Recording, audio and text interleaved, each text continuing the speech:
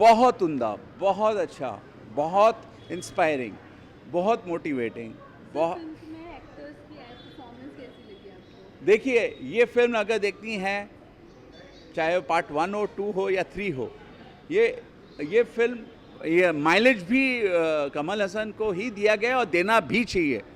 Because हमको सिर्फ़ और सिर्फ़ वो 2 घंटा, ढाई घंटा, 3 घंटा जो है उनका परफ़ॉर्मेंस को अप्रिशिएट करना है। अगर अगर वो माइंडसेट से आप फ़िल्म देखना जाओगे तो आप बोलोगे यार हमको उसको ही देखना है। औरों का परफ़ॉर्मेंस है, सपोर्टिंग रोल्स हैं, ठीक है, अच्छी बात है, बट उनको ही देखना है। बहुत मज़ा आता है, अगर उनको देखते हुए बहुत मज़ा आता है। देखिए, मेरा पॉइंट ऑफ व्यू अलग है।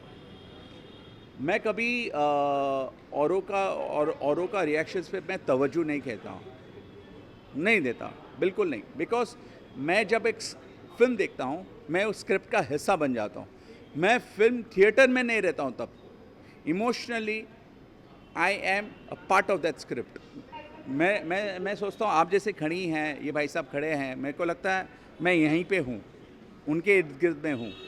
हिंदुस्तानी टू मुझे हिंदुस्तानी टू के जैसी लगी, क्योंकि मैं उस सदी का बच्चा हूँ जो इसके फर्स्ट पार्ट को मैंने थिएटर में एंजॉय किया था। 4 साल का था तब मैं। तो डैडी ने जब बैंडर टॉकीज में मुझे लेके गए थे, ये मूवी के विजुअल्स मुझे तभी भी याद थे। और सबसे ज़्यादा तो मुझे वो गाना याद था कि झटका दिखा दिया तुमने, उर्मिला के साथ जो कमल हसन का कॉम्बिनेशन था, तो वो कमल हसन की एक्टिंग उसके अंदर अच्छी लगी थी। जो उनके डायलॉग्स थे, अल्लाह वड़क कमल हसन, मेरा नाम कमल हसन, तुमको मरना ही होगा जाने बाहर। तो उनकी जो आवाज़ें थी, उनकी जो मतलब वो एक बोलते ना, जितनी भी उनकी पोटेंशियल थी ना उस मूवी में, वो नज़र आई थी। उस टाइम पर ऐसी मूवी बनाना शंकर के अलावा मेरे ख्याल से शायद ही कोई सोच सकता था 1906 में। तो वैसी मूवी को उन्होंने उस टाइम पे बना दिया था 15 करोड़ के बजट में। आई थिंक वो मूवी वो उस टाइम पर बनी थी तमिल लैंग्वेज में। उसके बाद सक्सेस के बाद हिंदी में डब हुई वो, और हिंदी में उसने 50 करोड़ किया था। तो सोचो उस टाइम की मूवी ने इतना कलेक्शन किया था। तो वही सोच के मैं इंडियन 2 का तो मेरे से पहले ही मुझे देखना था, और इंडियन 2 में भी वही करप्शन, वही रिश्वत, नीचे से लेके ऊपर तक सब रिश्वत ले रहे हैं और नीचे से लेके ऊपर तक सब मार खा रहे हैं कमल हसन के हाथ से। तो मज़ा आया मूवी देख के। OTT देखो कैसा है ना, वो वेले लोगों के लिए, जो मूवी लवर होगा ना, जिसको थिएटर में एक्सपीरियंस करना रहता है फर्स्ट डे फर्स्ट शो, या किसी को मतलब फर्स्ट डे फर्स्ट शो नहीं कभी और आ जाए, जिसको मूवीज़ पसंद है थिएटर में देखना, वो थिएटर में आता ही है। कंटेंट अगर अच्छा हो तो कोई भी आएगा। आपने मुंजिया में भी देखा होगा।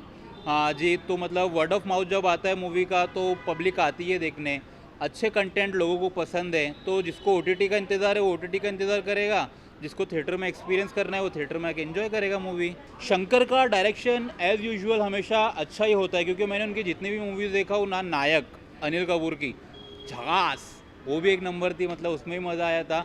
अपरिचित देखो आप, आई देखो आप, रोबोट 2.0, रोबोट उन्होंने की थी, रोबोट 2.0 उन्होंने डायरेक्ट की थी। तो उनकी हर एक मूवी ना अलग ही जॉनर की है। उन्होंने 1906 में अपनी मतलब उनकी थर्ड मूवी थी as direction, but first movie थी करप्शन के ऊपर जो उन्होंने बनाया था।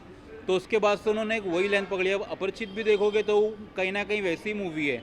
तो उनकी हमेशा कुछ ऐसे रहता है कि ऑडियंस को जागरूक करूँ मैं, अंदर से थोड़ा लाऊं, तो वो नज़र आता है मूवीज़ में।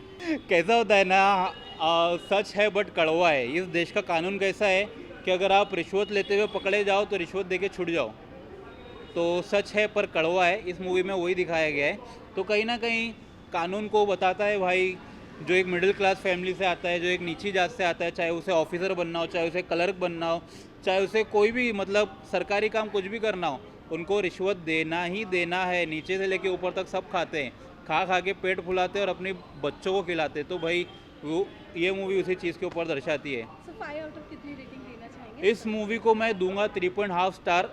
1.5 स्टार मैं इसलिए काट रहा हूँ क्योंकि सेकंड हाफ जब होता है ना, तो स्टोरी बिल्ड करने में कुछ थोड़ा ज़्यादा टाइम लगा देता है, तो शायद ऑडियंस वहाँ पे लिटिल बिट बोर होगी। वरना मूवी बहुत अच्छी है, कमल हसन ने बहुत अच्छा काम किया है।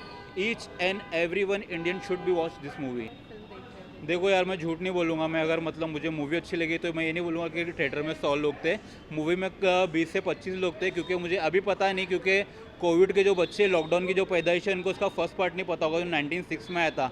2000 की जो पैदाइश है उनको ही शायद अभी पता नहीं है। तो जब वर्ड ऑफ माउथ इसका जाएगा तो लोग आएंगे देखने।